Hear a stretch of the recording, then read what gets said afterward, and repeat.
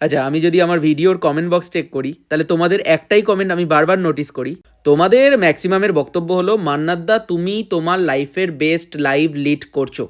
আর তোমাদের এটা বক্তব্য কারণ আমি আর্ট কলেজের স্টুডেন্ট। আচ্ছা চলো মেনে নিলাম আমি আমার লাইফের বেস্ট লাইফ লিড করছি। আর্ট কলেজে থেকে 4টে বছরে পেন্টিং ডিপার্টমেন্টে ব্যাচেলর ডিগ্রি কমপ্লিট করলাম, মাস্টার ডিগ্রি শেষের পথে।